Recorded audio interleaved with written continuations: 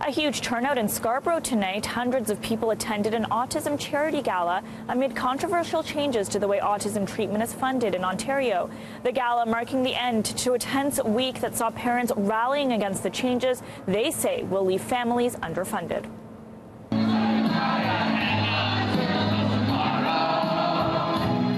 Coming together in a touching moment, children and adults with autism sing along to Annie's soundtrack at a bustling autism charity gala in Scarborough.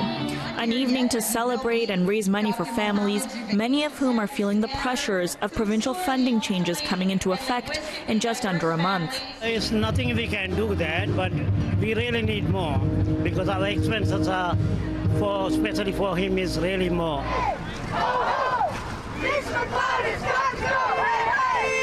This week, parents made their voices heard too, protesting the changes that would see funding given directly to families instead of regional service providers.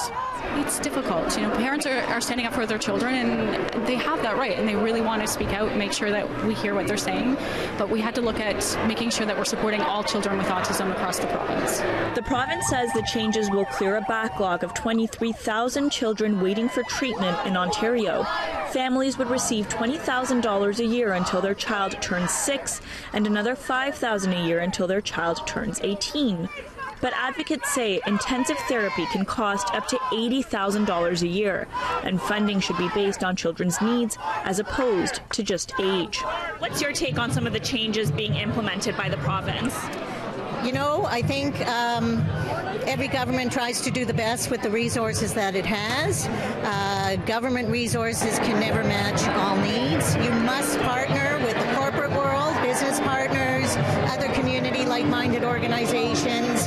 You can only really survive and thrive if you pool your resources, leverage the resources from the community. What are your thoughts on some of the controversial changes and the pushback from parents? I think they've got to keep working at it. It's a very, very difficult issue. I know that from personal experience when I was in provincial politics, but it's a healthcare issue, and it's a part of the healthcare system, and these kids can be helped. They can be helped. It can make a difference in their lives if you start young and give them the right kind of therapy. So I hope they'll keep working at it. Do you think things have gotten better since you were in provincial government? Well, since I was there is a lot more money being invested now to provide more therapy for more kids. And so I think in that respect, things are better. And certainly the awareness is better. But there's more work to be done. Shadran Nada, whose 23-year-old son has autism, says things have been stagnant for too long. The funding they are giving us, like almost last 8 years, there's not much improved. Basically, it's not enough. It definitely is not enough for us, especially for the low-income people like me. It's not enough at all. What are you hearing from parents and families here tonight about some of the funding changes? I actually haven't had anybody talk to me yet about the funding changes, so I'm sure that will come up at some point, but it's more about just letting me know about what they do and what they like about the center as well. Tonight's event was organized by the South Asian Autism Awareness Center. The funding changes come into effect April 1st.